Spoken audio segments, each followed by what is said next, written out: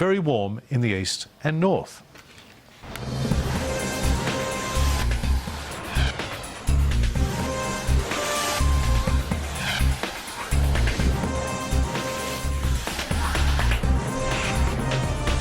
This is AM Agenda. Hello, welcome to AM Agenda. I'm David Lipson. Well, anyone hoping for the promised company tax cut would be disappointed again this morning. The business tax working group set up by the government about a year ago has collapsed. The opposition says it's proof that the government's tax reform agenda is in chaos, but the government is blaming the opposition for blocking an earlier plan to cut company tax because it was going to be funded by the mining tax. Well, funding a company tax through the mining tax would be pretty difficult if reports this morning are accurate that suggest that the mining tax in the first 3 months of its existence have brought in a grand total of $0 in revenue. We're going to start this morning with our political panel, Liberal MP Kelly O'Dwyer and Labor MP Graham Perrott. Thank you both very much for your time this morning. First to you, Graham Perrott, a year working on this business tax working group and it's fallen over. That's got to be disappointing for the government, doesn't it? Well, it's not fallen over. It's found that the way forward that was revenue neutral is not going to be successful. We're still committed to achieving the outcome of decreasing costs for business. That's our commitment. Obviously, we would prefer to get our legislation through. If Kelly and her crew hadn't voted with the Greens, that would have happened. The reality is, this gully has turned out to be no good, so we'll look at other options. Obviously, but what are the other options? I mean, this was really the end, wasn't it? No. They're looking at all the options in terms of being revenue neutral. We're still committed to decreasing costs for business. We know that that's when business is humming, that means more employment, and that's good for everybody. Obviously, having that balance with the mining tax would have been a great way forward. It didn't work out. We'll look at the other options that are there. The Ken Henry recommendations are still sitting there waiting to be implemented. We'll do it whatever we can to get them implemented, but it might take a little bit more time. Kelly O'Dwyer, the opposition, along with the Greens, as Graham Perrott mentioned there, did block the initial plan to cut company tax by 1% because it was tied to the mining tax. Well, now we're seeing a report that the mining tax hasn't actually brought in any revenue for the first 3 months. So was that a mistake to block it because it was linked to this mining tax? The justification at the time was that the mining tax was going to hurt business. Well, a couple of issues there. Just first in response to what Graham has mentioned, clearly the government now has been completely caught out.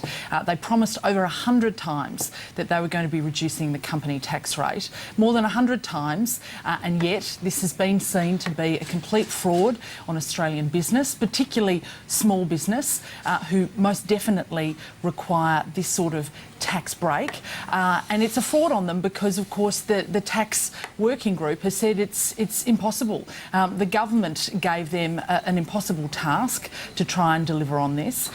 They've thrown up their hands and said, this is nothing but a fiction, and the government needs to take responsibility. They're very good at making promises. They're very bad at actually delivering on them. The government, of course, said that it was going to link this to the mining tax. Now, again, we have seen yet another fraud perpetuated on the Australian public because in the last budget they said that the mining tax was going to deliver in revenue $3.7 billion. They rushed out the mid-year economic and fiscal outlook on Monday. Before we got to see the real figures, they said that they were going to reduce it by $1.7 billion, taking it down to $2 billion of revenue, and we know that that hasn't even lasted a day. We hear that, of course, there is no revenue going to be coming from the mining tax. So to pretend that somehow they were going to deliver a company tax break for small business and bigger business in Australia linked to the mining tax is again just that, a complete fraud. And the government just on the mining tax though, Kelly O'Dwyer, the opposition said that the mining tax would kill the goose that lays the golden egg. How is that possible if it's bringing in no revenue, if mining companies aren't actually paying any tax? Well, look, the government needs to actually look at how to reduce its spending. The government's very good at putting taxes on everybody. I mean, since they've been in government, we've seen 26 new or increased taxes. In the latest MyEFO, they're looking to implement new increases for Australians and companies and individuals. But the fact is, the government simply has to reduce its spending. It's announced $120 billion of spending that's completely and utterly unfunded. It's increased the size of the budget by over $100 billion. It says that it wants to try and hinder one of our most profitable industries that is incredibly important to Australia. We say it's ill thought through, it's ill-defined, it's not going to work. That's why we didn't support the plan that they rushed in with their mining tax. And clearly it is not going to deliver any revenue, as we have seen in only just the last day. Graham Perrott, is the mining tax a failure? Sorry, David, is there some sort of daylight savings disconnect here? Because I'm hearing your questions and I'm hearing Kelly's answers, but there's no actual correlation between the two. Is there some technical problem that I'm not aware of here? I had noticed something along those lines as well, but I'm asking you now, is the mining tax a failure? Well, we've had one quarter. Let's remember, this is about taking the super profits. When the commodities from a couple of industries are booming, then we'll take those products out. It's the classic economic model is that it works much better than royalties.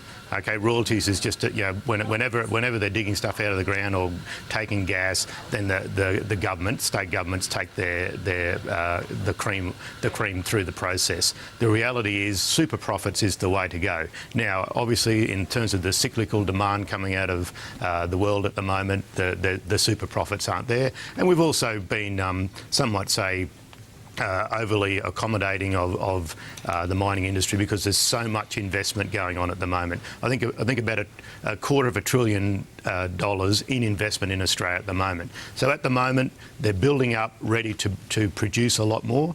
In the quarters ahead, I'm sure that the revenue will increase. You just can't have 400 or 500 million Chinese and 600 or 700 million Indians with their aspirations to come out of poverty and into middle class in the next 10, 20, 30, 40 years, that there won't be some super profits coming. That'll be a great boon for the Australian government, because remember, those resources can only be taken out once and they're all owned by all of us. But what about this year? The government was relying on $2 billion. Well, initially, as Kelly pointed out, $3.7 billion, now $2 billion to bring the budget back to surplus. If it's not there, what's going to be cut to get to the surplus? Well, these are tough times, and every budget and every update of that, the MyEFO, involves tough decisions. It's all about priorities. Look, I can say that from Queensland, where we've seen some really drastic slashing with dire consequences for the economy. The reality is, the review process will mean there will have to be a little bit more belt tightening. I understand that, and that's tough. That's tough. When it comes to when you're in a marginal seat and you have to go and retail these politics. I know it's tough to talk about this belt tightening. It does mean that there are some benefits there. Obviously, it means that the Reserve Bank can keep interest rates low. We've had cut after cut after cut, so that takes a bit of pressure off families. But in the last few days, people have been talking to me, and they're mainly concerned about cost of living increases. So it is tough at the moment to get the budget right, and I have a lot of faith in Julia Gillard and Wayne Swan in getting that balance right. Kelly O'Dwyer, I'll get a response from you in just a moment, but I just want to point out that the Shadow Treasurer Joe Hockey is speaking at a business breakfast in Sydney right now. You can probably see him up on stage if we take him there. There he is. If you want to watch it, just press red on your remote control and you can do so on multi-view. Kelly O'Dwyer, I'll get a quick response from you to what Graham Perrott was just saying there. Well, he made a couple of points. The first is just regarding the fact that the government is hoping, dreaming, fantasising about super profits when already we have historic highs in our terms of trade, where commodity prices have been at historic highs as well. And we haven't, the fact is we are seeing commodity prices fall.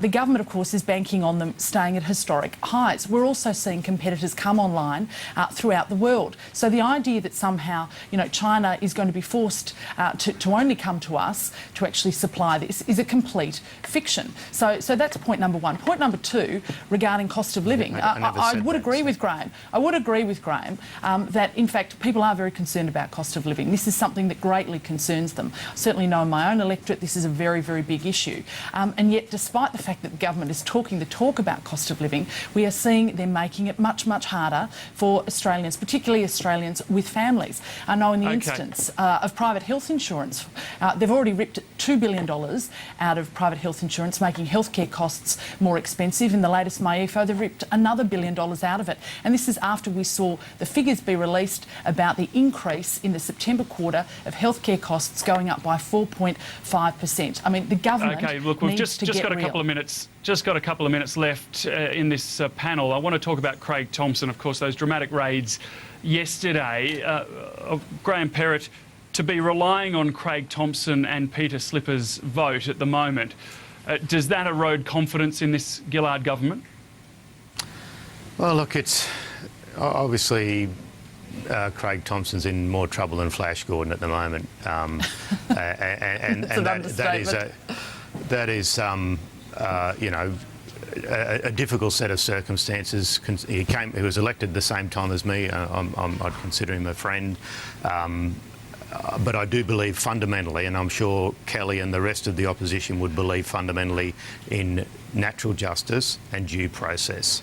Now, the sad reality is when you've got TV crews camped on the door waiting for the police to arrive to execute a search warrant, that you think that something's going a little bit awry here, and there's a little bit too much hysteria and not enough natural justice or justice, I guess. And I fell in love with justice and due process long before I joined the Labor Party, and long after I'll be a member of the Parliament, I'll still believe in those things. I would hope that common sense would prevail, and that we'll let the courts do their thing, we'll let the police do their thing, and we'll keep the commentary and the hysteria that's prevalent at the moment to an absolute minimum. That's my hope. That's my hope. Kelly O'Dwyer, should he be entitled to the presumption of innocence and sort of freed from the criticisms that the opposition is levelling at him and the government?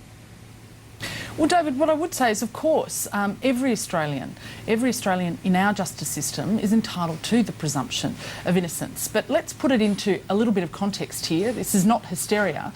There has been a Fair Work report into the HSU, over 1,000 pages worth of report, that has made some very serious adverse findings in a personal capacity against Craig Thomson. Craig Thomson is being investigated by the Victorian and New South Wales Police. He's being investigated, as we understand it, for fraud. These are very, very serious charges, and yet the government is relying on his vote in the House. It continues to rely on his vote in the House in order to retain government. Now, we think that this is quite wrong. Kelly O'Dwyer, Graham Perrott, I'm sorry, I've got to cut in there. We are out of time, but we do appreciate your thoughts this morning. After the break, Greg Evans from the Chamber of Commerce and David Spears in Washington.